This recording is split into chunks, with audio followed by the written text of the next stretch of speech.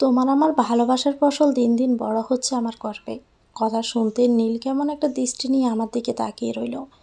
আমিও তার সকল গোর কাটানোর জন্য বললাম, কি হলো নীল, তুমি খুশি হওনি? দেখলাম নীলের মলিন মুখটা কালো বর্ণ ধারণ করলো, আর কপালের মাঝে কেমন একটা বাজ পড়ে গেল। বুঝতে পারলাম এটা শুনে হয়তো খুশি হয়নি। আরও বড় সারপ্রাইজ দেওয়ার জন্য বলতে লাগলাম, বুঝতে পারছি এটাতে তুমি খুশি হওনি। আচ্ছা, আমরা এবার বিয়ে করব, এবার খুশি তো? আর সাথে তোমাকে একটা বাচ্চাও সারপ্রাইজ দিলাম, কেমন হলো? এবার অন্তত বলো, নাকি বোবা হয়ে গেলে? আমাদের তো বলতেই ভুলে গেছি, আমি উচ্চবিত্ত বাবার একমাত্র মেয়ে অরুণা। এবার অনার্স প্রথম বর্ষে ভর্তি হয়েছি। 4 ভাই বোনের মধ্যে আমি সবার ছোট। 3 ভাইয়ের পর আমি, বুঝতেই পারছেন কতটা আদরের। তাই ছোট্ট থেকে কোনো কিছুর ঘাটতি আমি টের পাইনি। আর এতক্ষণ যার সাথে কথা বলছিলাম সে আর কেউ না, আমার বয়ফ্রেন্ড নীল। নীল সবেমাত্র পড়াশোনা শেষ করে বিভিন্ন জায়গায় ইন্টারভিউ দিচ্ছে জব পাওয়ার আশায়। হয়তো এটা খুব তাড়াতাড়ি একটা ভালো জব পেয়ে যাবে। আমাদের সম্পর্কটার বর্তমান বয়স 3 বছর 4 মাস। নীল আমাকে অনেক আগে বিয়ে করতে চেয়েছিল, তবে আমি না করে দিয়েছি। কারণ আমি চেয়েছিলাম নীল নিজের ভবিষ্যৎ গড়ে তারপর আমাকে বিয়ে করুক, যাতে করে আমার পরিবার আর সমাজের মানুষ আমার নীলকে বেকার বলতে না পারে। তোমার মাথা ঠিক আছে অরুণা? সে কখন থেকে কি যাতা বলে যাচ্ছ? নীলের কথার মাঝে বিরক্তিকর ভাব দেখে কিছুটা বর্গে গেলাম। বলতে লাগলাম, আমি একদম ঠিকই বলছি নীল, আমি প্রেগনেন্ট, তুমি বাবা হতে চলছ। রাখো তোমার ভালোবাসা তোমার কাছে, আমার এসব নাটক শোনার সময় নেই, বলে আমার কাছ থেকে চলে গেল। নীলের এমন আজব ব্যবহারে আমি চমকে গেলাম। আজ হঠাৎ তার কি এমন হলো? নাকি নীলও তার ভালো রূপটার বদলিয়ে নতুন মুখোশ পরিহিত রূপটা আমাকে দেখালো? নিজে নিজেকে বলতে থাকে অরুণা। অরুণা চোখ জোড়া মুছে সামনের দিকে হাঁটতে থাকে আর ভাবতে শুরু করে, হয়তো নীল বাসায় কোনো না কোনো একটা ঝামেলা করেছে, তার কারণে হয়তো তার মন মেজাজ খারাপ থাকার কারণে এসব বলল। এসব ভেবে অরুণা নিজেকে সান্ত্বনা দিতে থাকে। সামনের লাঠির গলিতে ছিল নেহাল আর রহিম। নীলকে দেখে বলল, কিরে মামা, ইদানিং তোকে তো আর খুঁজে পাওয়া যায় না। অরুণা ভাবিকে পেয়ে আমাদের ভুলে গেলি? চায়ের কাপে চুমুক দিতে দিতে বলছিল। আর নেহাল রহিমের কথায় সায় জানাচ্ছে। আকবর ভাই, একটা কড়া করে চা রেডি করো তো, আমাগো বন্ধুর জন্য। আকবর ভাই নেহালের কথায় একমত পোষণ করে চা তৈরি করতে থাকে। প্রতিদিন কত শত মানুষ আছে তার চায়ের কাপে আড্ডা দিতে। আড্ডার সব কথাবার্তা আবার বোধগম্য হয়ে ওঠে না আকবর আলীর। গ্রামের সহজ সরল মানুষে নিম্নবিত্ত পরিবারে বেড়ে ওঠার কারণে বেশি পড়ালেখা করার সুযোগ হয়নি। জীবিকার তাগিদে এসেছিল পরিবার নিয়ে এই শহরে। আকবর আলী চায়ের কাপটা নীলের সামনে ধরে, আর নীল ওনার হাত থেকে কাপটা বিনয়ীভাবে নেয়। তারপর চায়ের কাপে চুমুক দিতে দিতে বলে, তা না হলে এই শহরের কত শত দোকান থেকে আকবর ভাইয়ের হাতে চা খেতে মানুষ পাগল। অনেক স্পেশাল চা আকবর ভাইয়ের। আকবর চাচা প্রতি উত্তরে বলে, ভাইজান, আপনাদের ভালোবাসার কারণেই তো আমি আজ এখানে বসতে পেরেছি। আপনাদের ভালোবাসার কারণেই আজ আমার নাম ডাক হয়েছে। নেহাল নীলকে উদ্দেশ্য করে বলে, মামা, এখন মেয়েদের সাথে কেমন মজা নিচ্ছিস? বন্ধু, তোরা তো ভালো করেই জানিস আমার টার্গেট সম্পর্কে। আমি মেয়েদের ময়লার আবর্জনা সমতুল্য মনে করি। টার্গেট শেষ তো তার স্থান ডাস্টবিনে। তবে মামা, যাই করিস, অরুণা মেয়েটার সাথে এমন করিস না। এই যুগে অরুণার মতো একটা মেয়ে পাওয়া অনেক কঠিন। তোর জীবনে হয়তো অনেক মেয়ে আসবে আর যাবে, তবে অরুণার মতো কেউ তোকে ভালোবাসতে পারবে না। আমার জীবনে যদি এমন কাউকে পেতাম, তাহলে তাকে আমি নিজের সবটুকু উজাড় করে ভালোবাসতাম। হয়েছে, থাম তো, নাকি আরও দিবি জ্ঞান? বিরক্তি চাহনি নিয়ে নেহালকে উদ্দেশ্য করে বলতে থাকে নীল। তুই আমার কলেজার বন্ধু, তাই তোর জন্য যেগুলো ভালো সেগুলো বলে ফেলি। মনটা একটু খারাপ করে কথাগুলো বলল নেহাল। তাই একটু হলো উপলব্ধি করলো নীল। নেহাল, তুই হয়তো আমার অতীতে সব কিছু ভুলে গেছিস। এটা স্বাভাবিক বিষয়, মানুষ সব কিছু ভুলে যায়, কিন্তু যার সাথে ঘটে সে কিন্তু সহজে ভুলে না। আমি কি অন্যায় করেছিলাম আফরিনের কাছে?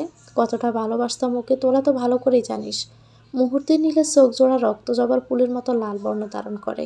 দু চোখ দিয়ে টপ টপ করে অশ্রুকণা প্রবাহিত হতে থাকে। রহিম খুব ভালো করেই জানে নীলের চোখ লাল হলে ওর মাথায় অগ্নিশর্মা জ্বলতে থাকে। অন্য জগতে নিজেকে আবিষ্কার করে ফেলে। কারণ যুবক মেয়েদের প্রতি তার একরাশ ঘৃণা। নীল বিড়বিড় করতে করতে লাগে, আফরিন বহুরূপী। আফরিন নিজের স্বার্থের জন্য সব কিছু ছেড়ে গেছে। বেঈমান। 2বার বলার পরে হাতে থাকা কাচের কাপটা ভেঙে ফেলল। রহিম আর নেহাল তাড়াহুড়ো করে ওকে ডক্টরের কাছে নিয়ে যায়। আকবর চাচা অনেকটা অবাক হয়ে যায় নীলের এমন আচরণে। হাসি খুশি ছেলেটার হঠাৎ কী এমন হলো? নাকি তাদের মাঝে কোনো তর্কাতর্কি হলো? আকবর আলীর মাথায় এখন হাজারো চিন্তা। নীল সেন্সলেস হয়ে আছে ইতিমধ্যে, আর তার কোনো কিছু মনে নেই। ডক্টর চোখে মুখে পানি ছিটিয়ে দিলে নীলের জ্ঞান ফিরে আসে। পাশে তাকিয়ে তার 2 বন্ধুকে দেখতে পায়। নীলের মাকে সব কিছু বলে এসেছে নেহাল আর রহিম। নীলের মা সকল ঘটনা শুনে ওদের দুজনকে বুঝিয়ে বলে, বাবা তোমরা কখনো আফরিন নামটা ওর মনে করানোর চেষ্টা করো না। এমন কোনো কথা বলবা না যাতে করে নীলের মস্তিষ্কে অতীতে ঘটে যাওয়া কিছু মাথায় চলে আসে। তোমরা আমার কথায় রাগ করো না বাবা, তোমরাও তো আমারই ছেলে। নীল যখনই অতীতে চলে যায় তখনই ও নিজেকে অন্য জগতে উপস্থিত করায়, বর্তমানটা সে ভুলে যায়। আর তখন কি করে ফেলে কিছুই মনে থাকে না। আচ্ছা বাবা, ঠিক আছে, তোমরা বসো, আমি তোমাদের জন্য নাস্তা নিয়ে আসি। আন্টি এসবের কিছু দরকার নেই, আমরা বরং আজকে আসি, অন্য দিন এসে খাবো। রহিম বলে, আন্টি আপনার হাতের বিরিয়ানিটা সেই লাগে, আমরা অন্য একদিন এসে খাবো নীলের সাথে এসে। চুপ কর রহিম, তুই কি খাওয়া ছাড়া আর কিছুই বুঝিস না? আমি আবার কী বললাম তেমন? আচ্ছা আন্টি আমরা আসি। এরপর রহিম আর নেহাল চলে যায়। বাহিরে বেরিয়ে নেহাল বলে, তোকে নিয়ে আর পারি না, নীলের একটা বিপদ হয়েছে, এর ভিতরে তুই কেন বিরিয়ানির কথা বললি? আন্টির হাতের বিরিয়ানি সেই মজারে। তুই থাক, আমি বাসায় যাব, রাতে কিন্তু নীলের বাসায় যেতে হবে ওকে দেখতে। আচ্ছা বলে দুজনে বাসার উদ্দেশ্যে চলে যায়। এদিকে নীলের জন্য খাবার রেডি করে তার রুমে নিয়ে যায় তার ছোট্ট বোন মিম। নীল আর মিম দুই ভাই বোন। পরিবারের মা আর ছোট বোনকে নিয়েই থাকে নীল। বাবা নীলকে অনেকবার বলেছে তার সাথে বিজনেসে জয়েন করার জন্য, তবে নীলের বন্দি জীবন একদমই পছন্দ হয় না। কিছু যদি করতে হয় তাহলে দেশে থেকেই করবে। বাবার টাকা সে কিছুতেই করতে চায় না কিছু, সে নিজের যোগ্যতা আর পরিশ্রমের মাধ্যমে যোগ্য করে তুলতে চায় নিজেকে। অরুণা ভারাক্রান্ত মন নিয়ে বাসার ভিতরে ঢোকে। তা দেখে অরুণার মা বুঝে যায় মেয়ের মন খারাপ। তবে অরুণার মা বুঝে যায় তার কিছু একটা হয়েছে, আর অরুণা তার থেকে কিছু একটা গোপন করার চেষ্টা করছে। মায়ের চোখ ফাঁকি দেওয়া এতটা সোজাসাপটা বিষয় না। রুমে গিয়ে অরুণা নীলের নাম্বারে কল দেয়, তবে রিসিভ হয় না। ফোনটা পাশে সাইলেন্ট করা ছিল, তাই নীলও বুঝতে পারেনি। নীলকে তার ছোট বোন মিম খাইয়ে দেয়। ছোট বোনটার দিকে তাকিয়ে থাকে খাওয়া শেষ হলেও। ছোট আদরের বোনটাকে সে বড্ড ভালোবাসে। ভাইয়া কী দেখছো এত তাকিয়ে? আমার ছোট বোনটাকে দেখছি। দেখতে দেখতে কত বড় হয়ে গেছে সে। তুই আমাকে খাইয়ে দিলি, এটা যে অনেক সুন্দর একটা মুহূর্ত, যা বলার মতো না। ভাইয়া আবার ওষুধগুলো খেয়ে আমাকে ছাড়াও, আমার পড়তে বসতে হবে। নীল ওষুধ খেয়ে বেলকুনিতে যায়। ফোনের স্ক্রিন অন করতে দেখে অনেকবার কল দিয়েছে অরুণা। কল দেয় অরুণার নাম্বারে। অরুণার সাথে সাথে কলটা রিসিভ করে। হয়তো নীলের কল পাওয়ার জন্য ওদের আগ্রহে বসেছিল। অরুণা ফোনের ভিতরে অনেক কান্নাকাটি করে, তা দেখে নীলের পাথর মনটা কেমন একটা খারাপ লাগা কাজ করে। নীল অরুণাকে বলে, তুমি যদি এখন কান্নাকাটি করো এমন করো তাহলে আমি কলটা রাখতে বাধ্য হব। অনেকক্ষণ কথা বলার পর নীল কলটা রেখে দেয়। নীলের কেন জানি না এই অরুণা নামক মেয়েটার সাথে কথা বলে কেমন একটা ভালো লাগা কাজ করে। এক প্রকার মায়া জন্মে গেছে মেয়েটার উপর। মেয়েটাকে কত অবহেলা করে, তবুও মেয়েটা সব কিছুই সহ্য করে। নীল নিজের মনকে প্রশ্ন করে, কেন অরুণার সাথে কথা বলতে তার ভালো লাগে। এমন হাজারো প্রশ্নের জবাব খুঁজতে থাকে নীল। তাহলে কি আমি অরুণাকে ভালোবেসে ফেলেছি? না না, এটা কখনোই হতে দেওয়া যাবে না। আমাকে আরও কঠোর হতে হবে, আরও কষ্ট দিতে হবে অনেক মেয়েকে, তবে আমি শান্তি পাবো। আমার টার্গেট মেয়েদের ব্যবহার করে ছুঁড়ে ফেলা, আরও কষ্ট দিতে হবে অনেক বড় লোক আর অহংকারী মেয়েগুলোকে, তবেই আমি শান্তি পাবো। আমার টার্গেট মেয়েদের ব্যবহার করে ছুঁড়ে ফেলা। এবার অরুণাকে ছুঁড়ে ফেলার সময় গনিয়ে এসেছে। আমাকে পারতেই হবে, প্রতিশোধ নিতে হবে। আমার মনটার আবেগটাকে আরও কঠোর করতে হবে। সন্ধ্যা হলে নেহাল আর রহিম আসলো নীলকে দেখতে। নীলের মা তাদের জন্য বিরিয়ানি রান্না করেছে। রহিম তো খুশিতে আত্মহারা, তার আনন্দ আর দেখে কি। রাতে খেয়ে রওনা দেয় তারা দুজন বাড়ির দিকে। নীল নিজের বেডরুমে বসে তার নিজের পরবর্তী টার্গেট সম্পর্কে প্ল্যান করছে। অরুণাকে আর তার প্রয়োজন নেই, তবুও মেয়েটার প্রতি নীলের কেমন একটা মায়া জন্মে গেছে। অরুণাকে দিয়ে তার 10 নম্বর টার্গেট পূর্ণ হয়েছে, তবে এর ভিতর থেকে অরুণার প্রতি তার আলাদা এক প্রকার মায়া জন্মে গেছে। তা না হলে অনেক আগে তাকে ছুঁড়ে ফেলত। তবে অরুণার বলা শেষ কথাটা নীলকে এখনও ভাবাচ্ছে। নীল, আমি প্রেগনেন্ট। আসলেই কি অরুণা মা হতে চলেছে, নাকি শুধু শুধু আমাকে বলে দেখলো? আমার ভেতরের মন মানসিকতা। আর সত্যি যদি অরুণা প্রেগনেন্ট হয় তখন কি হবে? দূর, আমি যে কি যাতা ভাবছি। ও প্রেগনেন্ট হলো তো আমার কি যায় আসে? মেয়েদের কষ্ট দেওয়াই তো হলো আমার একমাত্র লক্ষ্য। তবে আমার বিবেক কেন বারবার এমন নাড়া দিচ্ছে?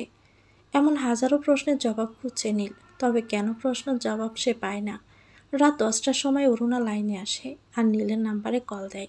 নীল কলটা রিসিভ করে আর অমনি ওপাশ থেকে নীলকে বলতে লাগে, এতক্ষণ হয়ে গেছে তুমি কোনো আমার নাম্বারে কল দিলে না, নাকি আমার সাথে কথা বলতে ইচ্ছে হয়নি? নীল খুব ভালো করেই জানে অরুণাকে এখন থামাতে হবে, না হলে মেয়েকে কত শত কথা শুনিয়ে তার মন মেজাজকে আরও খারাপ করে তুলবে। আসলে আমিও ভাবছিলাম একটু পরেই কল দিব তোমার নাম্বারে। বাবু, এখন ভিডিও কল দিব? না, ভিডিও কল দিও না। কোনো ভিডিও কল দিলে কি এমন ক্ষতি হবে তোমার? নীল খুব ভালো করে জানে ভিডিও কল দিলে অরুণা তার হাতের এই মর্মান্তিক অবস্থা দেখতে পাগল হয়ে যাবে। এই আজব মেয়েটাকে সামলাতে নীল রীতিমতো হিমশিম খায়। তবু মেয়েটার পাগলামি নীলের বেশ ভালো লাগে। বললে তেমন একটা ভুল হবে না। নীল একটা সময় মেয়েটার আবদারের কাছে হেরে ভিডিও কল দেয়, আর অরুণার সাথে সাথে সব কিছু বোঝা যায়। হাতে কি হয়েছে তোমার, সত্যি করে বলো তো? নীল মিথ্যে কথার আশ্রয় নিয়ে বলতে লাগে। ফল কাটতে গিয়ে ভুলবশত হাতের একটা আঙ্গুল কেটে গেছে, তাই ব্যান্ডেজ লাগিয়েছি। প্রতি উত্তরে অরুণা বলল, ফল তো মার কাজের মানুষ কাটে, নাকি কারোর সাথে মারামারি করলে? আমার তো মনে হচ্ছে তুমি কিছু একটা লুকানোর চেষ্টা করছো। নীল মনে মনে বলতে থাকে, এই মেয়েটা কেমন করে যেন বুঝে যায় আমার ভিতরের গোপন কথাগুলো, নাকি সে কোনোভাবে জাদু টাদু জানে। তুমি না সবসময় একটু বেশি বেশি ভাবো আমাকে নিয়ে। বললাম তো বাবা, হাতটা সামান্য কেটে গেছে। অরুণার চোখে পানি টলমল করছে। তা দেখে নীল বলে, কি হয়েছে? মনে হচ্ছে তোমার চোখে জল। নিজেকে সামলিয়ে অরুণা বলে, আসলে কি হয়েছে জানো, ফোনের স্ক্রিনে তাকিয়ে আছি তো একইভাবে, তাই চোখে জল এসেছে। আসলে অরুণা অনেক সাফা স্বভাবের মেয়ে। থাক, তোমাকে আর মিথ্যে বলতে হবে না, আমি তো সবই বুঝি। হঠাৎই নীলের নাম্বারে কল আসে। নীল কলটা কেটে অরুণাকে বলে, গুরুত্বপূর্ণ একটা কল এসেছে, কথা শেষ করেই কল দিচ্ছি।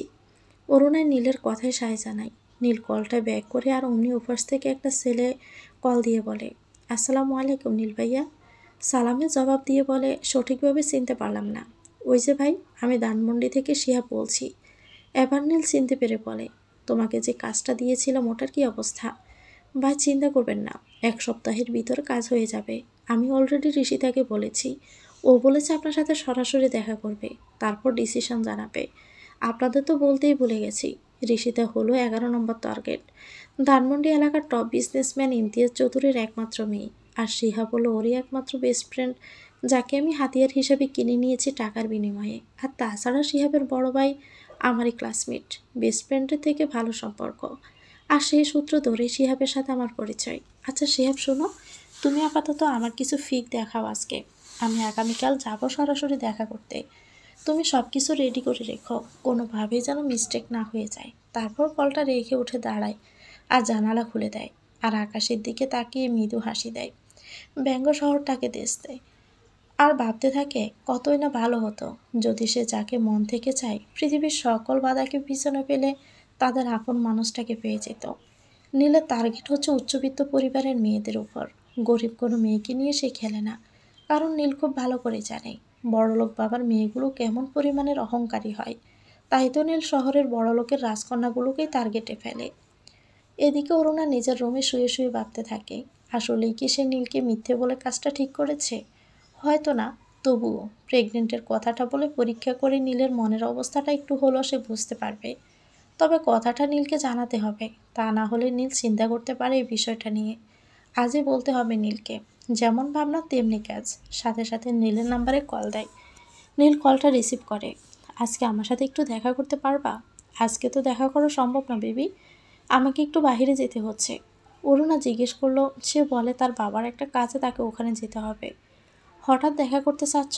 কোনো গুরুত্বপূর্ণ কথা থাকলে কলেই তো বলতে পারো, সমস্যা নেই। অরুণা বলে, সরাসরি বলবে, সে দরকার পড়লে আগামীকাল বলবে। নীল অরুণার কথায় সহমত প্রকাশ করে। আরও কয়েক মিনিট কথা হয় তাদের মাঝে। তারপর নীল রেডি হতে থাকে ঋষিতার সাথে ধানমন্ডি দেখা করার জন্য। 11 নম্বর টার্গেট বলে কথা, কোনো মতেই মিস করা যাবে না। বেরিয়ে পড়ে সে তার আসল গন্তব্যে। নীলকে রেডি হতে দেখে তার ছোট বোন মিম জিজ্ঞেস করে, কোথায় যাচ্ছে এত পরিপাটিভাবে রেডি হয়ে? নীল তাকে বলে, জরুরি কাজ আছে, ধানমন্ডি যেতে হবে। মিমও আর কোনো কথা না বাড়িয়ে ভাইয়ের কাছে আবদার করে আসার সময় তার জন্য কিছু চকলেট আর ঝালমুড়ি কিনে আনতে। বোনের আবদার বলে কথা, না শুনে কি নীলের উপায় আছে? হয়তো নেই। এটা আবার বলা লাগে? তুই না বললেও তো আমি এমনি নিয়ে আসতাম। নীল বেরিয়ে পড়ে গাড়ির ভিতর থেকে শিহাবের নাম্বারে কল দেয় আর জানায় সে গাড়ির মধ্যে আর মাত্র 1 ঘন্টার মধ্যেই সে পৌঁছে যাবে। আজকে ফার্স্ট মিট হবে ঋষিতার সাথে, তাই ধানমন্ডি স্পেশাল রেস্টুরেন্টের সামনে ঋষিতা সহ সে যেন আসে। শিহাব নীলের কথায় সায় দিয়ে ঋষিতার নাম্বারে কল দেয়। ঋষিতা কলটা রিসিভ করলে শিহাব বলতে থাকে, তুই রেডি হয়ে নেই। কেন, এখন আবার কি দরকার আমাকে? একটু পরে তো এমনিতেই ভার্সিটিতে যেতে হবে। আরে বোকা, তুই কি ভুলে গেছিস আগামীকাল রাতের কথা? আবার ঋষিতার মনে পড়ে কালকে রাতেই তো শিহাব তাকে সব কিছু জানিয়েছিল। আচ্ছা, এবার মনে পড়েছে। দোস্ত শোন, আমার কিন্তু খুব বেশি ভয় করছে। এর আগে কখনো এমনভাবে কারোর সাথে দেখা করিনি তো। আরে তুই এত চিন্তা করিস না, আমি তো আছি তোর সাথে। তারপর শিহাব আর ঋষিতা দুজনে রওনা দেয় নীলের বলা দামি রেস্টুরেন্টের সামনে। হঠাৎই ঋষিতা আর শিহাবের সামনে এসে থামলো একটা দামি প্রাইভেট কার। ভিতর থেকে একটা সুদর্শন যুবক বেরিয়ে আসে। শিহাব পিকচারে নীলকে যেমনটা দেখেছিল তার চাইতেও সুদর্শন আর স্মার্ট নীল। এদিকে ঋষিতা এক দৃষ্টিতে তাকিয়ে আছে নীলের দিকে। হয়তো এই দেখাই শেষ, না হলে বোধহয় ঋষিতার ভালোই হতো। এই যে রাহাত, তুই গাড়িটা সাইড কর, বলে ঋষিতার দিকে তাকিয়ে বলে কেমন আছো। ঋষিতা এতক্ষণে গোর কাটল, অনেকটা লজ্জায় পড়ে যায়। কারণ সে যে এতক্ষণ ড্যাপ ড্যাপ করেই তাকিয়েছিল নীলের দিকে তা বুঝতে পেরেছে। ঋষিতা নিজেকে নিজেই বলতে লাগে, ছি ঋষিতা, তুই প্রথম দেখাতেই এমন করছিস। এখনও তো সব কিছু পড়েই আছে। নীল রেস্টুরেন্টের ভিতর যায়, সবাই বসে আছে। একটু পর একজন ওয়েটার আসে। নীল বলে তারা একটু পর অর্ডার করবে, আপাতত 3টা কোল্ড কফি দিন। ওয়েটার নীলের কথায় সহমত প্রকাশ করে 3টা কোল্ড কফি দেয়। শিহাব নীলের সাথে কথা বলছে। ঋষিতা বেকুবের মতো তার শুনে যেন হজম করছে। নীল বিষয়টা টের পেয়ে বলে, শিহাব, তোর বান্ধবী তো আমার সাথে কথাই বলছে না।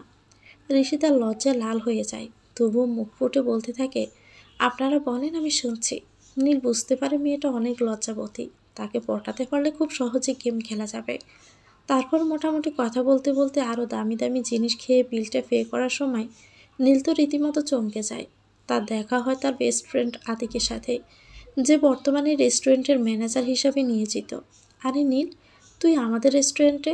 তুই তো আমাকে অনেক বড় সারপ্রাইজ দিলি রে দোস্ত। আতিকের রেস্টুরেন্ট তোদের? তা তো আমার জানা ছিল না। অনেক দিন পর তোকে পেয়েছি হাতের নাগালে, এত তাড়াতাড়ি তো যেতে দেওয়া যাবে না, বলে আতিক নীলকে বসার জন্য আবার অনুরোধ করে।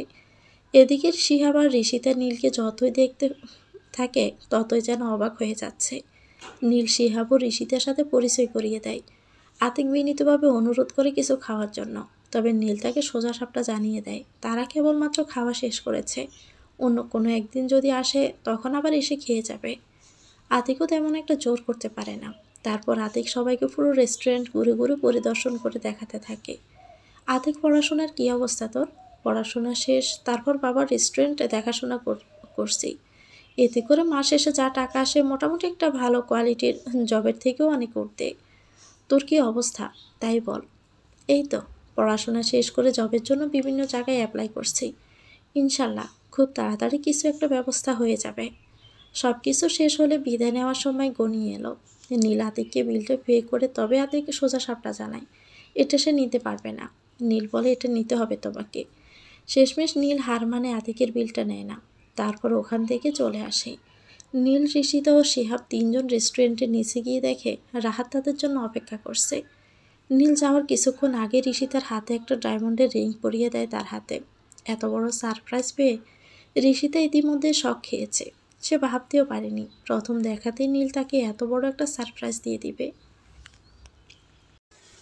শিহাবকে আলাদাভাবে একটু সাইডে ডেকে নীল বলতে থাকে, ঋষিতাকে আমার খুবই পছন্দ হয়েছে, তোকে ধন্যবাদ ঋষিতাকে আমার জীবনে আনার জন্য। শিহাব কাছুমাছু করছে কোনো একটা বিষয় নিয়ে, তা বুঝতে পেরে নীল বলল, তুই কোনো কিছু আমার কাছ থেকে গোপন করার চেষ্টা করছিস, তা তো চোখ মুখ স্পষ্টই বোঝা যাচ্ছে। আসলে ভাই, ওই যে ডিলটা হয়েছিল ওটার বিষয়ে বলা সাহস পাচ্ছি না। নীল একটা মুচকি হেসে বলে, ও আচ্ছা, এই বিষয় আমি তো ভুলেই গিয়েছিলাম, বলেই পকেট থেকে 50,000 টাকার একটা বান্ডেল শিহাবের হাতে ধরিয়ে দেয়। আর শিহাবও খুশি হয়ে যায়। এবার খুশি তো তুই? আমি অনেক খুশি। তোর নেক্সট টার্গেট কমপ্লিট কর, তাহলে আরও বেশি পাবি। ভাই, আপনি একদমই চিন্তা করবেন না, আমি তো আছি, আপনার সাথে কোনো সমস্যা নেই। ঋষিতা আর শিহাব চলে যায় নিজেদের গন্তব্যের দিকে, আর নীল আর রাহাত চলে যায় তাদের গন্তব্যে। নীল গাড়ির ভিতরে বসে পকেটে থাকা ফোনটা হাতে নিয়ে দেখতে পায় অরুণা অনেকবার কল দিয়েছে। অরুণাকে চিন্তামুক্ত করার জন্য নীল অরুণার নাম্বারে কল দিয়ে বলে সে এখন গাড়ির ভিতরে বাসায় এসে কল দেবে। অরুণা এতক্ষণে একটু মনে শান্তি পায়, কারণ নীলের বয়স তার কাছে এখন এক প্রকার মানসিক শান্তির ওষুধ বললে তেমন একটা ভুল হবে না। নীল বাসায় এসে ফ্রেশ হয়ে নিজের রুমে বসে থাকে। আর একটু পরে শিহাব নীলের নাম্বারে বড় একটা সারপ্রাইজ দেয়। ঋষিতা তার সাথে সম্পর্কে যেতে রাজি হয়েছে আর শিহাবের সাথে কাছে নিজের ইমো নাম্বার আর ফেসবুক আইডি দিয়েছে। নীল আকাশের দিকে তাকিয়ে মুচকি হাসি দিয়ে ড্রেসিং টেবিলের সামনে গিয়ে নিজেকে নিজেই বলতে থাকে, আমি কাউকেই ছাড়বো না। বড়লোক বাবার মেয়েদের খুব বেশি অহংকার, ছেলেদের ব্যবহার করে ছুঁড়ে ফেলে আর পরিবারের অজুহাত দিয়ে জীবন নষ্ট করে চলে যায়। আমি কি অন্যায় করেছিলাম তার কাছে? নীল মুহূর্তের মধ্যে হারিয়ে যায় যেন অন্য একটা জগতে। নিজের বড় বড় চুলগুলো অনবরত জোরে জোরে টানতে থাকে, এতটাই জোরে টানছিল যে অনেক ব্যথা পাচ্ছিল। তবে সেদিকে তার যেন বিন্দু মাত্র খেয়াল নেই। সে মগ্ন হয়ে আছে নিজের ভিতরে তৈরি করা অন্য একটা জগতে। কয়েক মিনিট বিড়বিড় করে কী সব যেন বলে চলছে। আফরিন, তোকে আমি ছাড়বো না। তোর জন্য অনেক মেয়ের জীবন নষ্ট করে দিব। তোরা বড়লোক বাবার মেয়েগুলো ভালোবাসার মতো পবিত্র সম্পর্কগুলো নিয়ে খেলতে পছন্দ করিস। একটা সময় নীল আবারও বাস্তব জগতে ফিরে আসে। তখন সে ব্যথা অনুভব করতে পারে, তাই সে বেডে বসে পড়ে। কিছুক্ষণ আগে তার সাথে কি ঘটেছিল এটা আর তার মনে করতে পারে না নীল। এদিকে অনেকক্ষণ হয়ে গেছে, তবুও নীল কল দেয় না। তাই একটা সময় এক প্রকার বাধ্য হয়ে অরুণা কল দেয়। কয়েকবার কল দেওয়ার পর কলটা রিসিভ হলো। অরুণা বলতে থাকে, নীল, এতক্ষণ হয়ে গেল, এখনও কি তুমি বাসায় পৌঁছাতে পারোনি? সরি। নীল, তুমি কি জানো অপেক্ষা করাটা কতটা ধৈর্যের কাজ? হুম, জানি তো। নীল কর্কশ কণ্ঠে বলে, তোমাকে কে বলেছে আমার জন্য অপেক্ষা করতে? কথাগুলো শুনে অরুণা অনেক কষ্ট পায়, তবে সেটা নীলের সামনে আর প্রকাশ না করে নিজের ভিতরেই দমিয়ে রাখে। আর বলেই বা কী করবে? নীল তো প্রথম কয়েক মাস খুব সুন্দরভাবে সম্পর্কটা কন্টিনিউ করার পর এমন আচরণ করা শুরু করে দেয় এখন। প্রথম প্রথম অরুণার অনেক খারাপ লাগতো, ইচ্ছে করতে সম্পর্কটা নষ্ট করে একা থাকবে। তবে অরুণা একজনের মাধ্যমে জানতে পারে নীলের অতীতটা। তাই অরুণা একটাই সিদ্ধান্ত নেয়, নীলকে তার ভালোবাসা দিয়ে জীবনটা পরিপূর্ণ করিয়ে দিবে, নতুন করে বোঝাবে সব বড়লোক বাবার মেয়েরা লোভী কিংবা অহংকারী হয় না, সবাই তাকে ছেড়েও যায় না। নীলের ভিতরে ভিতরে কুড়ে কুড়ে খাওয়া ভুল ধারণাগুলো অরুণা ভাঙাবে। এতে করে অরুণাকে যদি নিজের জীবন বিসর্জন দিতে হয় তবে অরুণা তাতেও তাই করবে। আমি সব কিছুই বুঝি, আমি তো পুরনো হয়ে গেছি না, এখন আমাকে ইগনোর করবা এটাই তো স্বাভাবিক। শুধু ভালোবাসা বলে না, এটা এই পৃথিবী আর সমাজের নিয়ম। নতুন সব কিছুরই দাম থাকে প্রথম প্রথম, তবে পুরাতন হয়ে গেলে কদর কমতে থাকে। নীলের অনেক রাগ উঠে যায় অরুণার এমন কথাবার্তা শুনে। তবে নীল নিজেকে অনেক কষ্টে নিয়ন্ত্রণ করে বলতে থাকে, সরি বললাম তো বাবা, যদি কথা বলার ইচ্ছে না হয় তবে বলো না। আমি তো বললাম আমি একটু আগে বাসায় আসলাম বাহির থেকে। অরুণা নিজের অবাধ্য অশ্রুকণাগুলো মুছে নিজেকে স্বাভাবিক করে বলে, আচ্ছা। নীল খুব ভালো করে জানে অরুণা এখন তার কথায় কান্না করছে, তবে নীলকে তা বুঝতে দিচ্ছে না। মেয়েটার প্রতি তার কেন যে এত মায়া হয় সে নিজেও বুঝতে পারে না। ভিডিও কল দেয় অরুণাকে। না, এখন ভিডিও কল দিতে হবে না। তবে নীল কয়েকবার বলে, নীলের কথায় অবাধ্য হওয়ার মতো ক্ষমতা অরুণার এখনও হয়নি। ভিডিও কল দিয়ে দেখে মেয়েটার চোখ জোড়া লাল বর্ণ হয়ে গেছে। নীল বুঝতে পারে অরুণা হয়তো অনেকক্ষণ ধরেই কান্না করছিল। ফর্সা মুখটা আর চোখ জোড়া লাল বর্ণ ধারণ করছে। অরুণার কষ্ট দেখলে নীলের মনের মাঝে কেমন একটা অপরাধ বোধ কাজ করে। কত মেয়েকে নিয়ে সে তো গেম খেলে, তবে অন্যদের ক্ষেত্রে নীলের তো এমন অপরাধী মনে হয়নি। নীল নিজেই নিজেকে বলতে থাকে, নীল, তুই অরুণাকে কষ্ট দিস না, এর জন্য তোকে একদিন আফসোস করতে হবে। তুই একবার ভেবে দেখ, যে মেয়েটা তোর এত অবহেলা, অপমান আর কষ্টগুলো মুখ বুজে সহ্য করে, বিন্দুমাত্র তোকে কষ্ট দেয় না। নীলের বিবেক বলে না, সে কাজটা একদমই ঠিক করছে না। নীল অরুণার অভিমানটা ভিতরে জমে থাকা কষ্ট ক্লেশ ভাঙানোর জন্য বলে, সরি, এমনটা আর হবে না। অরুণা নীলের সাথে কথা বলার জন্য পাগল বলে তেমন কোনো ভুল হবে না। আমি তোমাকে একটা মিথ্যে বলছিলাম। নীল বলে, কি এমন মিথ্যে বলছিলে? আসলে নীল, আমি প্রেগনেন্ট না। আসলে আমি দেখতে চেয়েছিলাম তুমি কেমন রিয়েক্ট করো কথাটা শুনে। তবে এতে করে অনেক কিছু বুঝে গেছি। তুমি আগামীকাল আমার সাথে দেখা করো, তোমার সাথে কিছু গুরুত্বপূর্ণ কথা আছে। মানে তুমি কি তাহলে সেদিন আমাকে পরীক্ষা নিলে? অরুণা বলতে থাকে, আসলে বিষয়টা এমন ছিল না, আমি জাস্ট দেখতে চেয়েছিলাম তুমি কি বলো, কি করো। মোট কথায় তেমন রিয়েক্ট করো, তাই তো এমন ইচ্ছে করেই করেছি। অরুণা, কখনো এমন সিরিয়াস বিষয় নিয়ে মজা করিও না, তাহলে কিন্তু সমস্যা হবে। ওকে বাবা, আমার ভুল হয়েছে, আর এমনটা করব না। এবার একটু মাথা ঠান্ডা করো বাবু। ওয়েট ওয়েট, আমাকে কেন অ্যাঙ্গেল থেকে বাচ্চা মনে করো তুমি?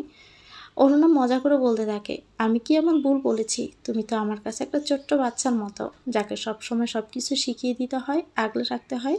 আর তাছাড়া এখন তো ম্যাক্সিমাম গার্লফ্রেন্ড তাদের বয়ফ্রেন্ডদেরকে আদর করে বাবু বলে, তাই আমিও বলি। তোমার যদি সমস্যা হয় তাহলে বলবো না ওকে। নীল বলে, আচ্ছা বলিও, কোনো সমস্যা নেই। অরুণার সাথে কথা শেষ করে মনে পড়ে যায় ঋষিতার কথা। সাথে সাথে শিহাবের দেওয়া নাম্বারটাতে কল দেয়। অপর পাশ থেকে বলতে থাকে, হ্যালো আসসালামু আলাইকুম। নীল সালামের জবাব দিয়ে বলে, আমার ভয়েস শুনে হয়তো প্রথম টাইমে আমাকে চিনতে পারোনি, তবে এখন বুঝতে পারছো আমি কে। কেমন আছেন? আপনি ঠিকঠাক মতো বাসায় পৌঁছে গেছেন তো? আলহামদুলিল্লাহ, বেশ ভালোভাবেই পৌঁছে গেছি। সব ঠিকঠাক আছে। এখনই এত ভাবো আমাকে নিয়ে? নীল বলতে থাকে, আজকে আমাদের প্রথম ফোনে আলাপ, তাই তুমি লজ্জাবোধ হতে পারে, এটাই স্বাভাবিক। তবে আমার কাছে লজ্জা পাওয়ার মতো কিছু নেই। তুমিও একজন মানুষ, আমিও একজন, তাই কোনো কিছু নিয়ে লজ্জা করতে নেই। ঋষিতা বলতে থাকে, আপনি তো দেখছি অনেক সুন্দর করে গুছিয়ে কথা বলতে পারেন, তবে আমি কিন্তু এমনভাবে গুছগাছ করে কথা বলতে পারি না। আপনার সাথে ফ্রি হওয়ার জন্য কিন্তু একটু সময় লাগবে। আর একটা কথা, আপনাকে অনেক বিশ্বাস করি, ভরসা করেই কিন্তু কথা বলছি। এর আগে জীবনেও কোনো ছেলের সাথে আমি ফোনে এভাবে কথা বলিনি, তাই আমাকে কখনো ছেড়ে যাওয়া যাবে না। যদি হাতটা শক্ত করে ধরতে পারেন তবে হাতটা ধরেন, না হলে ধরতে হবে না। আরে তুমি এটা কোনো কথা বলার মতো কথা বললে? আমি তো সারা জীবনের জন্য হাঁটা ধরতে চাই, তাই তো তোমার জীবনে গেছি। তারপর নীল আর ঋষিতে অনেকক্ষণ কথা বলতে থাকে। কথা বলতে বলতে কখন যে দুজন বিভোর ঘুমে চলে গেছে তা কেউই টের পায়নি। সকাল হলে অরুণা নীলের নাম্বারে কল দেয় আর জানায় আজকে দেখা করতে হবে। নীল অরুণার কথায় সহমত প্রকাশ করে কলটা রেখে ফ্রেশ হয়ে নেয়। দুজনে মুখোশ পরিহিত লোক ফলো করছে। অরুণা অনেকটা ভয় পেয়ে যায়, তাড়াহুড়ো করে নীলের নাম্বারে কল দেয় আর পুরোটা বলে দেয়। নীল তাড়াহুড়ো করে বাসা থেকে বেরিয়ে যায়। ততক্ষণে অরুণাকে তারা কবজা করে নেয়। পিছন থেকে মুখে রুমাল চেপে ধরে একটা গাড়িতে করে নির্দিষ্ট স্থানে নিয়ে চলে যায়। এদিকে নীল এসে কয়েকবার অরুণার নাম্বারে কল দেয়, তবে কলটা আর রিসিভ হয় না। নীল রহিমের নাম্বারে কল দেয়। রহিম তড়িঘড়ি করে নীলের কাছে এসে সব কিছু শুনে বুঝতে পারে অরুণাকে কিডন্যাপ করেছে কেউ। নীল যা করতে হবে তাড়াতাড়ি করতে হবে, তার আগে কিছু তথ্য দে আমাকে। তোর পুরাতন কোনো শত্রু আছে? নীল সোজা সাপটা জানায় তার জানা মতে এমন কেউ নেই, তবে অরুণাকে একটা ছেলে ডিস্টার্ব করতো। এই নিয়ে একদিন ছেলেটাকে অনেক মারধর করেছিলাম। রহিম আন্দাজ করে নেয় বেশি সম্ভাবনা ছেলেটাই অরুণাকে প্রতিশোধ নেওয়ার জন্য তুলে নিয়েছে। রহিম, তুই তো কম্পিউটার বিষয়ে অনেক এক্সপার্ট, তাহলে অরুণার নাম্বার তো এখনও অ্যাক্টিভ আছে। একদম ঠিক করছিস মামা, দারুণ একটা কথা বলছিস। নাম্বারটা ট্র্যাক করে ফেলে সাথে সাথে তখনই নীলের নাম্বারে একটা আননোন নাম্বার থেকে কল আসে। কলটা রিসিভ করতে অভ্যাস থেকে অট্টহাসি দিতে দিতে বলে, আজকের রাত 12টার ভিতরে যদি 15 লক্ষ টাকা না দিস, তবে তোর কলিজার টুকরো অরুণাকে উপরে পাঠিয়ে দিব। নীল প্রথমে বিনয়ের সুরে বলে, ভাই শোনেন, আপনারা আপনাদের টাকাটা সময় মতো পেয়ে যাবেন। তার আগে বলেন আপনার সাথে অরুণার কিসের শত্রুতা? অনেক কিছুরই বোঝাপড়া অরুণার সাথে। আর একটা কথা ভালো করে শুনে রাখ, যদি কোনো রকম প্রশাসনের কানে দিস, কেটে টুকরো টুকরো করে রাস্তায় থাকা কুত্তাগুলোকে দিব, আর তারা শান্তি করে খাবে। আর ভালো মতো টাকা পেয়ে গেলে ভালো মতো পাবি অরুণাকে। বলে কলটা কেটে দেয়। অরুণাকে লোহার চেয়ারের সাথে বেঁধে রাখা হয়েছে, মুখে টেপ জড়ানো, যার কারণে বিন্দুমাত্র কথা বলতে পারছে না। দু চোখ দিয়ে অনবরত অশ্রু পড়ছে। একটা বদ্ধ ঘরের অরুণাকে আটকে রাখা হয়েছে। চারদিকে কোনো সাড়া শব্দ নেই। বেশি সম্ভবত জায়গাটা নির্জন জনশূন্য, তা না হলে একটা মানুষের কথা তো অন্তত শোনা যেত। অরুণার পাশে দুটো মুখোশ পরা গার্ড দাঁড়িয়ে আছে, যাতে করে অরুণা কোনো রকম কোথাও পালিয়ে যেতে না পারে। অরুণা শুধু উপরওয়ালাকে ডাকছে, তিনি ছাড়া আর কেউ পারবে না এই বিপদ থেকে উদ্ধার করতে। আবার এটা ভাবে, আমি তো নীলকে বিষয়টা বলেছি, একটু হলেও এতে করে নীল একটা না একটা ব্যবস্থা করবে। নীলের সাথে কাটানো সকল স্মৃতিগুলো অরুণার মনে পড়ছে। অরুণা ভেবে নেয় এই জীবনে হয়তো নীলকে আর পাওয়া হলো না। আবার পরিবারের সবার কথাও মনে পড়ছে। অরুণা যদি মারা যায় তাহলে তার পরিবার তো একদম পাগল হয়ে যাবে। সব কিছু ভাবতে ভাবতেই অরুণা একদম ভেঙে পড়ে। একটু পরেই অরুণা সজোরে দরজায় লাথি মারা শব্দ পেয়ে সামনে তাকিয়ে দেখে একটা যুবক ভিতরে প্রবেশ করছে। অরুণা ভয়ে ডোক গিলতে থাকে। অরুণা আন্দাজ করে হয়তো তার সাথে খারাপ কিছু ঘটতে চলেছে। তোরা বাহিরের দিকটা সামলা, আমি ভিতরটা দেখছি। তারপর ঘাট দুটা বাহিরে চলে গেলে লোকটা দরজা বন্ধ করে দেয়। পুরো রুমটা অন্ধকারের মতো। লোকটা অল্প বান করলো। ভয়ে অরুণার কপাল বেয়ে টুকটুক করে ঘাম ঝরছে। লোক অরুণার দিকে একটু একটু করে এগিয়ে আসছে আর অরুণা ভয়ে জড়সড় হয়ে যাচ্ছে। বিনীতভাবে অনুরোধ করে বোঝানোর চেষ্টা করছে কাছে না আসার। তবে খেয়াল করলাম লোকটা আমার মাথা নাড়ানোর ইঙ্গিতকে প্রাধান্য না দিয়ে আমার দিকে দিয়ে আসছে। আর আমি অনবরত ঘামছি, মনে মনে সৃষ্টিকর্তাকে ডাকছি। তিনিই পারে আমাকে এখন রক্ষা করতে। অরুণার চোখজোড়া বুঝে তার সৃষ্টিকর্তাকে স্মরণ করতে থাকে। যুবকটি তার মুখোশ খুলে দিয়ে বলে, এই তুই চোখ খোল। ধমক দিয়ে কথাটা বলল। অরুণা চোখ খুলে যা দেখে তা দেখার জন্য প্রস্তুত ছিল না। অরুণা নিজের চোখের সামনে দেখে কি দেখেছে, আর এটা কেউ না, তার ক্লাসমেট আদিত্য, যার সাথে অরুণার একটা সময় ভালো একটা সম্পর্ক ছিল। তবে তাদের সম্পর্কটা বিচ্ছেদের মূল কারণ ছিল অরুণা কখনোই আদিত্যকে ফ্রেন্ডের বেশি কিছু ভাবত না। আদিত্য অরুণাকে পছন্দ করত, তবে অরুণা তো অলরেডি নীলকে ভালোবাসত, তাই সে আদিত্যকে বুঝিয়ে বলতো। তবে আদিত্যর একটা কথায় তার সাথে অরুণাকে রিলেশনে যেতে হবে, এই নিয়ে অরুণাকে অনেক বিরক্ত করত। অরুণার বড় ভাই আদিত্যকে অপমান করে আর প্রিন্সিপালকে বলে কলেজ থেকে বের করে দেয়। সেদিনের পর থেকে আদিত্যকে আর দেখা যায়নি। হয়তো দূরের কোথাও পড়েছে, এটা ভাবেই সবাই। এভাবেই কেটে যায় 2টা বছর। অরুণা কখনো ভাবতে পারেনি আদিত্য তার জীবনে এমনভাবে প্রতিশোধ নেবে। আদিত্য মুখের বাঁধনটা খুলে দিয়ে অরুণাকে বলে, ছি আদিত্য, ছি। তুই? আমি কেন? চিনতে কি তোর সমস্যা হচ্ছে? না, তোর মতো মুখোশ পরিহিত জানোয়ারকে চিনতে একটু অসুবিধা হয়নি। কি বললি? আমি জানোয়ার? বলে অরুণার গালে সজোর একটা থাপ্পড় মারে। অরুণা কখনো ভাবতেও পারেনি আদিত্য তার জীবনে এমনভাবে প্রতিশোধ নেবে। আদিত্য মুখের বাঁধনটা খুলে দিলে অরুণা বলছে, সি আদিত্য, আমি কেন? চিনতে কি তোর কোনো অসুবিধা হচ্ছে? কি বললি?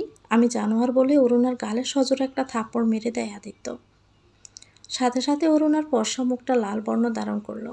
তারপর আদিত্য অরুণার চুলগুলো নিজের হাতের মুঠোয় নেয়। সজোরে মুঠোয় ধরার কারণে অরুণা ব্যথায় কুঁকড়ে ওঠে। হঠাৎ করে পিছন থেকে কেউ একজন সজোরে দরজায় ধাক্কা মারে। পিছন ফিরে তাকাতেই আদিত্য আঁতকে ওঠে ভয়ে। অচেনা একটা যুবক। তবে আদিত্য এটা ভেবে ভয় পায়, এমন নির্জন জনশূন্য জায়গায় এমন করে সন্ধান পেলে প্রশাসনের লোক না তো আবার। আদিত্য বলতে থাকে, তুই কে রে ভাই? প্রত্যুত্তরে নীল বলে, আমি তো জম, তোকে শেষ করতে এসেছি এখানে।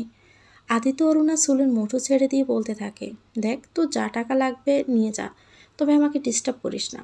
আমাকে বিরক্তিকর করার ফল কিন্তু ভয়াবহ হবে, এটা মাথায় রাখিস। বলে পিছন থেকে পিস্তলটা বের করতে যাবে এমন সময় নীল নিজের কাছে থাকা গানটা বের করে আদিত্যর পায়ে টার্গেট করে মেরে দেয়। সাথে সাথে আদিত্য মাটিতে লুটিয়ে পড়ে, আর আদিত্য অবাক হয়ে চটপট করতে থাকে। এদিকে বাহিরে যত লোক ছিল নীলের গ্যাংস্টার টিম বেঁধে ফেলেছে। নীল আদিত্যর কাছে গিয়ে ওর পিছনে থাকা গানটা নিজের কবজায় নিয়ে নেয়, আর আদিত্য এখন অসহায় হয়ে গেছে। নীল আর বিন্দুমাত্র দেরি না করে অরুণার বাঁধনগুলোও খুলে দেয়। অরুণা নীলকে দেখে কান্নায় ভেঙে পড়ে। একটু পর রহিম এসে নীলকে জানায় সবাইকে বেঁধে ফেলা হয়েছে। নীল রহিমকে বলে অরুণাকে সঠিকভাবে বাসায় পৌঁছে দিয়ে আসতে। ওর পরিবারের মানুষগুলো কতই না চিন্তা করছে। অরুণা নীলের সাথে যাওয়ার জন্য বলছিল। নীল সোজা সাপটা জানিয়ে দেয় তার ফিরতে একটু দেরি আছে, আর এদেরকে প্রশাসনের হাতে দিবে, এমনি এমনি তো ছেড়ে দেওয়া যাবে না। অরুণা কোনো কথা না বাড়িয়ে রহিমের সাথে গাড়িতে করে চলে যায়। অরুণা তার বাবার নাম্বারে কল দিয়ে বলে সে একটা বিপদে পড়েছিল, যার কারণে সে যোগাযোগ করতে পারেনি কারো সাথে, একমাত্র বাবার রাজকন্যা বলে কথা। অরুণার বাবা তো চিন্তায় অস্থির হবে, এটাই স্বাভাবিক। তাছাড়া অরুণা মাঝে মাঝে বাসায় ফিরতে একটু রাতও হয় বটে। মেয়ে বড় হয়েছে, তাই অরুণার বাবাও তার কাছ থেকে তেমনটা কফিও চায় না। রহিম অরুণাকে গাড়িতে করে দিয়ে আসে তার বাসায়। তারপর নীলকে জানায় সঠিকভাবে অরুণাকে বাসায় পৌঁছে দিয়েছে। কলটা রেখে নীল রুমের ভিতরে প্রবেশ করে দেখতে পারে 7 জনকে সারিবদ্ধভাবে চেয়ারের সাথে বেঁধে রেখেছে। গ্যাংস্টার টিমকে রুমের বাইরে অপেক্ষা করতে বলে। তারপর নীল আদিত্যের সামনে যায়, আর আদিত্যকে বলতে থাকে, তুই তো একটা কাপুরুষ, আমাকে তুলে আনতে পারতিস প্রতিশোধ নেওয়ার জন্য। ওই মেয়েটা আমাকে ভালোবাসে, এটাই তো সমস্যা। জোর করে কখনো ভালোবাসা হয় না, বুঝলি? আদিত্যর মুখ থেকে বাঁধনটা খুলে দিলে আদিত্য আকুতি মিনতি করে নীলের কাছে। তবে নীলের পাথর মনটা একটু নরম হয় না। বলতে থাকে, তুই যে অন্যায়টা করেছিস, এতে করে তুই ক্ষমার অযোগ্য। আজ তোকে এই মুহূর্তে এমন শাস্তি দিব যে কেউ দেখলে তার রুহু কাঁপবে। দায়তলা চাকুটায় বের করে আদিত্যর দিকে নিয়ে যায়। ভয়ে আদিত্যর গলাটা শুকিয়ে কাঠ হয়ে গেছে। তুই নেই হাত দিয়ে অরুণাকে সজোরে থাপ্পড় মেরেছিলি, তোর এই হাতের কি নির্মম অবস্থা করব তুই সহ সকলে দেখবি এখন। তুই যে হাত দিয়ে অরুণাকে থাপ্পড় মেরেছিলি, সেই হাত রাখার কোনো অধিকার নেই বলেই চেহারার সাথে শক্ত করে আঙুলগুলো ধরে কেটে দেয়।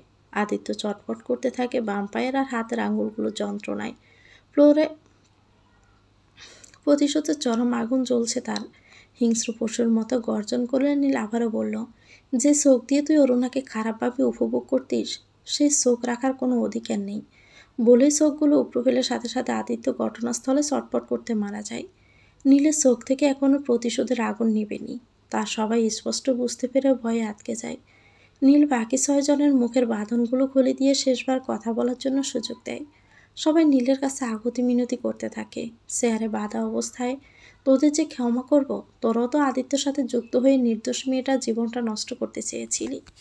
এক্ষেত্রে তোদেরও ছাড়া যাবে না বলে গুলি করে মেরে দেয়। তারপর বাহির থাকা ওদেরকে বলে পাশের নদীতে ফেলে দেয়। নীলের কথা মতো তাদেরকে নদীতে ফেলে দিয়ে আসে। আসলে বিষয়টা ছিল এমন, নীল ছদ্মবেশী মাফিয়া টিমের একজন বড় লিডার, যার ছদ্মনাম বুলেট। তবে কেউই জানে না নীল নামক ছেলেটাই সেই ভয়ঙ্কর মাফিয়া টিমের লিডার বুলেট। বুলেট নামটা শুনলে সবার মনের মাঝে ভয় বিরাজ করে। এমনকি নীলের পরিবারেরও তেমন কেউ জানে না, শুধুমাত্র তার কয়েকটা ক্লোজ বন্ধুই জানে বিষয়টা। বাই কাজ ভ্যানিশ, নীল সবাইকে গাড়িতে করে নিয়ে ওখান থেকে বিদায় নেয়। সেদিন রাতে বাসায় ফিরে নীল কল্পনার জগতে পাড়ি জমায়। আসলে এই অরুণা নামক মেয়েটা তার জন্যই হয়তো অনেক স্পেশাল, তা না হলো কত শত মেয়েকে নিয়ে সে গেম খেলে, কিন্তু অরুণার মায়ায় সে আটকে গেছে, যার জন্য আজকে সে এত বড় একটা লড়াই করলো। আজ পর্যন্ত তা কোনো মেয়ের জন্যই করেনি। নীল সারা রাত বেডের এপাশ ওপাশ করে, তবে বিন্দুমাত্র তার চোখে ঘুম আসে না। এই দুইটা সময় তো কত করে রেগুলার। রাত প্রায় 1:30। নীল ফোনটা বন্ধ করে রেখেছে, কারণ আজকে রাতে সে গুরুত্বপূর্ণ কিছু সিদ্ধান্ত নিবে বলে ভেবেছে। নীল একটা সময় নিজেকে নিজেই প্রশ্ন করতে থাকে, আমি যদি অরুণাকে সবগুলো সত্যি বলি, অরুণা যদি সব কিছু শুনে আমাকে মানতে পারে, তবে আমি অরুণাকে সারা জীবনের জন্য নিজের করে নিব। আর অরুণা যদি বিপরীত কিছু করে, তবে আমি আমার গেম থামাবো না। নীলের দীর্ঘ বিশ্বাস অরুণা তাকে মেনে নেবে।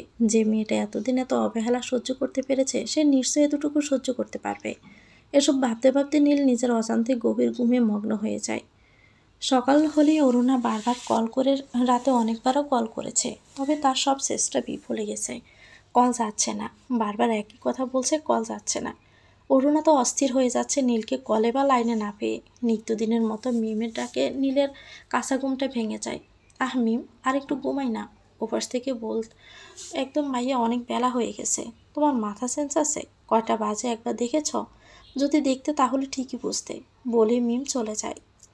ফোনটা অন করতে দেখে হাজার হাজার মিস কল অ্যালার্ট এসেছে অরুণার নাম্বার থেকে। নীলের বিন্দুমাত্র দেরি না করে অরুণার নাম্বারে কল দেয় আর তাকে দেখা করতে বলে বিকেলে। অরুণাও নীলের সাথে সহমত প্রকাশ করে। সকালে এমনিতেই মিস হয়ে গেছে বিপদের কারণে। আড্ডা দিয়ে নীল বাসায় চলে যায়। তারপর দুপুরের খাবার শেষ করে রুমে গিয়ে রেডি হয়ে পরিপাটি হয়ে নেয়। নীল নিজেও জানে না তার জন্য আজকে কত বড় একটা সারপ্রাইজ অপেক্ষা করছে। হতে পারে সে আজ অরুণাকে নতুন করে পাবে, নয়তোবা সে এই গেম খেলতে মেতে উঠবে। নীল অরুণাকে সোহরাওয়ার্দী উদ্যান নামক জায়গার সামনে আসতে বলল।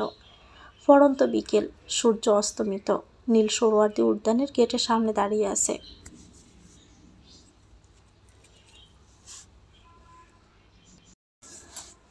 প্রায় মিনিট 20 অপেক্ষার পর অরুণা আসলো। সোহরাওয়ার্দী উদ্যান গেটের সামনে নামার পরপরই কল দেয় নীলের নাম্বারে। নীল দোকান থেকে বেরিয়ে অরুণাকে নিয়ে ভিতরে প্রবেশ করে। নীল অরুণার জন্য শুধুমাত্র আইসক্রিম এনেছে। নীল খুব ভালো করে জানে অরুণা এতটুকু জিনিসে আকাশ সমান খুশি হবে। এটা তোমার জন্য অরুণা। অরুণা নীলকে জড়িয়ে ধরার জন্য কাছকে এসে নীল তাকে বাধা দিয়ে বলে, আশেপাশে লোকজন আছে, এটা কি ভুলে গেছো? অরুণার মুখটা কালো হয়ে যায়। অরুণা আজ আকাশি সাদা রঙের 3 পিস পরেছে, হাতে কালো রেশমি চুড়ির সাথে মেঘ কালো খোলা চুল, চোখে কাজল, ঠোঁটে হালকা লাল লিপস্টিক। অরুণা এমনিতেই অনেক মায়াবী আর সুন্দরী, তবে আজকে তাকে অন্য দিনের তুলনায় বোধহয় বেশি চমৎকার লাগছে। অরুণা সব কিছু নীলকে মুগ্ধ করে, তবে তার চোখে জলে প্রতিশোধের আগুন, যা এতদিন যাবৎ সে নিভাতে চাচ্ছে। অরুণাকে নীল খাইয়ে বলে আইসক্রিম খাইয়ে দিতে। অনেকদিন পর অরুণা নীলের কাছে এমন আবদার করলো। নীল অরুণার মায়াভরা মুখটার দিকে তাকিয়ে আবদারটা না করতে পারল না। পরিশেষে নীল অরুণাকে আইসক্রিম খাইয়ে দেয়। আইসক্রিম খাওয়ানো শেষ হলে নিজের পকেট থেকে টিস্যু বের করে অরুণার ছোটের আশেপাশে আইসক্রিমগুলো মুছিয়ে দেয়। অরুণার কী যে ভালো লাগছে, আজকের দিনটা তার মুখে বলে বোঝানো যাবে না। অরুণা নীলের মুখের দিকে এক নাগারে চেয়ে থাকে। নীল সে অপলক দৃষ্টিটাকে বিচ্ছেদ ঘটিয়ে বলতে থাকে, অরুণা, আমি তোমাকে কিছু কথা জিজ্ঞেস করব, তুমি সঠিকভাবে উত্তর দিবে। অরুণা নীলের কথায় সায় জানায়, আমি যদি তোমাকে ছেড়ে দেই কোনো দিন, কিংবা তোমার জীবনে না থাকি? প্রত্যুত্তরে অরুণা জবাব দেয়, আমি অন্য প্রেমিক প্রেমিকাদের মতো বলবো না যে আমি তোমাকে ছাড়া বাঁচতে পারবো না। আসলে কাউকে ছাড়া কেউ মারা যায় না, সেক্ষেত্রে আমিও মারা যাব না। তবে তোমাকে সবসময় মনে করব। আমাদের দুজনের কাটানো প্রতিটা মুহূর্তকে আমি কল্পনা করব। অনেক কষ্ট হবে তোমাকে ছেড়ে থাকা। তোমাকে ভালোবাসি আকাশের ওই পরিধির সমান, যে ভালোবাসা কখনো শেষ হওয়ার নাই। তুমি নিজেই নিজের বিবেকের কাছে প্রশ্ন করো, আমি তোমাকে কতটুকু আর কেমনভাবে ভালোবাসি। তুমি পেয়ে গেছো তোমার উত্তর। আচ্ছা অরুণা, ধরো আমি তোমাকে যদি কখনো ঠকাই কিংবা তোমাকে রেখে অন্য মেয়েদের সাথে সম্পর্কে যাই, তখন কি করবে তুমি? আসলে আমাকে রেখে তুমি যদি অন্য মেয়েদের সাথে সম্পর্কে যাও আর আমাকে ঠকাও, সেক্ষেত্রে আমি বলবো তুমি আমাকে ঠকাওনি, তুমি নিজেই ঠকে যাবে। কারণ তুমি হয়তো ক্ষণিকের জন্য কাউকে ভালোবাসবে, তবে আমার এতটুকু বিশ্বাস আছে, আমার মতো করে কেউ তোমাকে ভালোবাসতে পারবে না। আর তুমি যদি আমার বিশ্বাস আর ভালোবাসা নষ্ট করে ভালো থাকতে পারো, তবে আমি তা হাসি মুখে মেনে নিব। আর জনম জনম বছর একাকিত্বহীনভাবে কাটিয়ে দিব বাকিটা সময়। ভালোবাসা মানে তাকে মুক্ত করে দিতে হয়। আমিও তোমাকে মুক্ত করে দিয়েছি শুরু থেকে। আসলে সব কিছু জোর করে হলেও একটা পবিত্র সম্পর্ক কখনো জোর কিংবা বেঁধে আদায় করা সম্ভব না। একটা পবিত্র সম্পর্ক তখনই পবিত্র হয় যখন সেটা বিয়ের বান্ধনে আবদ্ধ হয় বলে এতদিন অপেক্ষা করেছি। নীল অরুণের প্রতি একটা কথা যেন অমনোযোগ সহকারে শুনতে থাকে। আশা করছি তুমি কথাগুলো বুঝতে পেরেছ। হঠাৎ তুমি এমন আজব আজব প্রশ্ন করছো কেন? এটা কি আমাকে বলা যাবে? নীল একটু চুপ থাকার পর বলে, হ্যাঁ, আজকে আমি সব কিছু তোমাকে বলতে চাই, তাই তো তোমাকে দেখা করতে বললাম। আসলে তোমার প্রতি আমার অন্যরকম একটা অনুভূতি কাজ করে। আমার জীবনটা এলোমেলো করে দিয়েছিল একটা মায়াবতী বেইমান মেয়ে। আমি ওকে নিজের সবটুকু দিয়ে ভালোবাসতাম। ও আমাকে ছেড়ে চলে যায়, তারপর থেকে আমি মেয়েদের নিয়ে গেম খেলতে মগ্ন হয়ে পড়ি।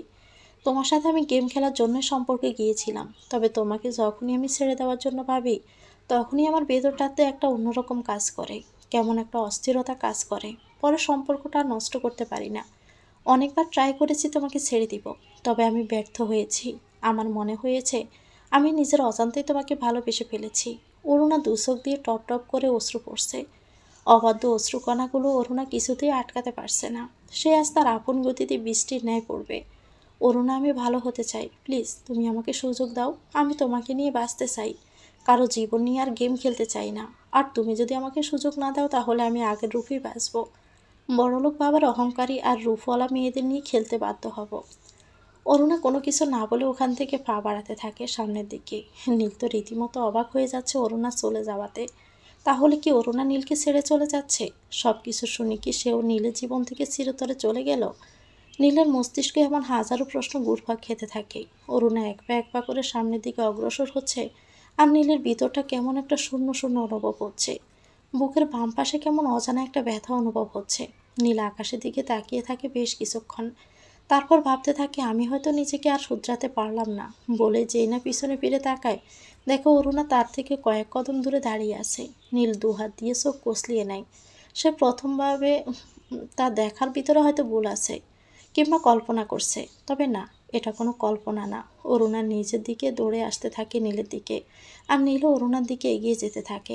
একটা সময় এসে দুজন দুজনের কাছে পৌঁছে যায়। অরুণা নীলকে জড়িয়ে ধরে কান্নায় ভেঙে পড়ে। অরুণা খুব ভালো করে জানে এটা তার জন্য একদম নিরাপদ জায়গা, যেখানে থাকলে কোনো বাধা বিপত্তি বলে কিছুই আসতে পারবে না। নীল বলে, এবার ছাড়ো আর কান্না থামাও। অরুণা আহ্লাদ করে বলতে থাকে, না ছাড়বো না, এভাবে সারা জীবন ধরে রাখতে চাই। একটু পর অরুণা ছেড়ে দেয়। নীল এখন চুপচাপ হয়ে রয়েছে। তা দেখে অরুণা বলে, তুমি কিছুক্ষণ আগে কত কিছু ভেবেছিলে তাই না? আমি এটাও জানি তুমি ভাবছিলে আমিও হয়তো তোমাকে ছেড়ে যাব। আসলে আমি তোমাকে ছেড়ে যাওয়ার জন্য তোমাকে ভালোবাসিনি। আমি তোমাকে সারা জীবন আঁকড়ে ধরে থাকতে চেয়েছিলাম, তাই তো বারবার তোমার কাছে ফিরে আসি। আর তোমার একটা কথায় আমার অনেক কষ্ট হয়েছিল। নীল জিজ্ঞেস করে, কি কথায়? অরুণা বলছে, তুমি মনে করো তো, সব বড়লোক বাবার মেয়েগুলো অহংকারী আর ছেলেদের ঠকাতে পছন্দ করে। আসলে সবাই কিন্তু এক না। এই জগতের মানুষ অনেক স্বার্থপর, তবে সবাই না।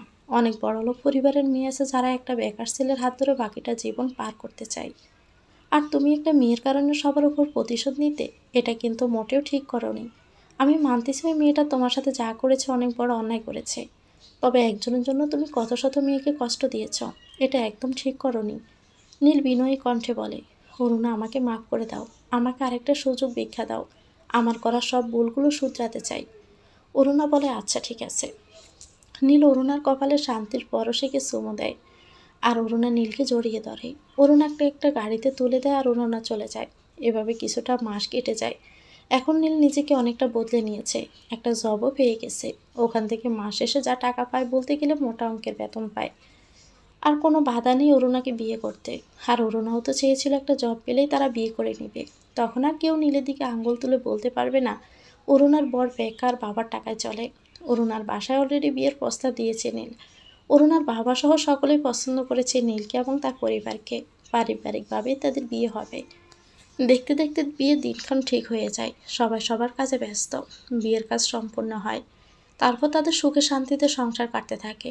সময়ের সাথে সাথে অনেক কিছুই বদলে গেছে। নীল ইদানিং অফিসের কাজে অনেক বিজি থাকে। এতে করে অরুণাকে বেশি সময় দিতে পারছে না। বিষয়টা প্রথমে অরুণার কাছে খারাপ লাগলেও পরবর্তীতে নীল বিষয়টা জানায়।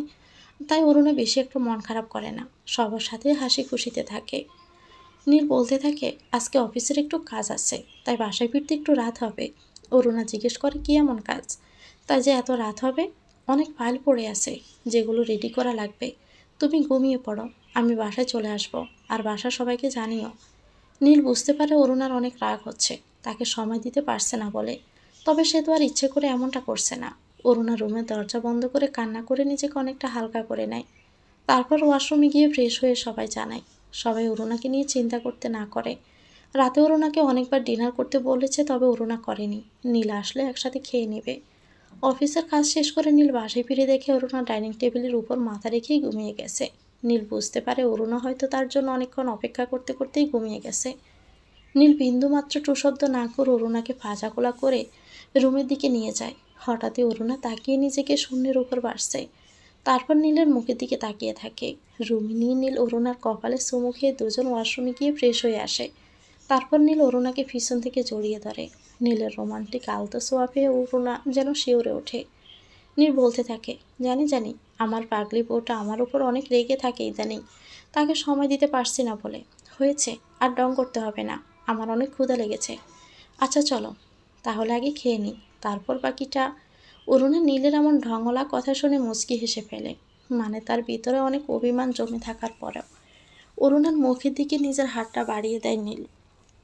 তুমি খাও, আমি নিজে খেয়ে নিতে পারবো আজকে। আরে নাও বলছি। অরুণা নীলের হাত থেকে ভাতের দলা মুখে তুলে নেয়। আর তার দুচোখ দিয়ে অশ্রুকণাগুলো টলমল করতে থাকে। তা দেখে নীল বলে, অরুণা, আমার কিন্তু এসব ভালো লাগে না। খাওয়ার সময় কেউ এমন করে নাকি? তুমি বাচ্চা, খাওয়ার সময়ও কান্না করবা? নীল পাশে থাকা টিস্যুর বক্স থেকে টিস্যু বের করে অরুণার চোখ মুছে দেয়। চলো এবার রুমে যাব, আমার অনেক ঘুম পাচ্ছে। ফোনের স্ক্রিনের দিকে তাকিয়ে দেখে রাত প্রায় 1:30। নীল অরুণার কথা সায় দেয়। অরুণা পা ফেলতে যাবে, তখনই নীল অরুণাকে পাজাগুলো করে তুলে নেয়। আর অরুণা বলে, ছাড়ো, এভাবে নিয়ে যেতে হবে না। তবে কে শোনে কার কথা? নীল বেডে নিয়ে গিয়ে অরুণাকে বেডের উপর শুইয়ে দেয়। তারপর অরুণার গোলাপি ঠোঁটের উপর নিজের ঠোঁটজোড়া মিশিয়ে দেয়। ভালোবাসা অস্থির হয়ে পড়ে। তারপর দুজন দুজনের সাথে মিশে যায়, আর একইভাবে তাদের ভালোবাসাও পূর্ণতা পায়। এভাবে শেষ হয় গল্পটা। তো ভিউয়ার্স, গল্পটি কেমন লেগেছে কমেন্ট করে জানাবেন। ভালো লেগে থাকলে একটি লাইক দিয়ে দিবেন। প্রতিদিন এমন নিত্য নতুন গল্প পেতে আমাদের চ্যানেলটিকে সাবস্ক্রাইব করে আমাদের সাথেই থাকবেন। আল্লাহ হাফেজ, আসসালামু আলাইকুম।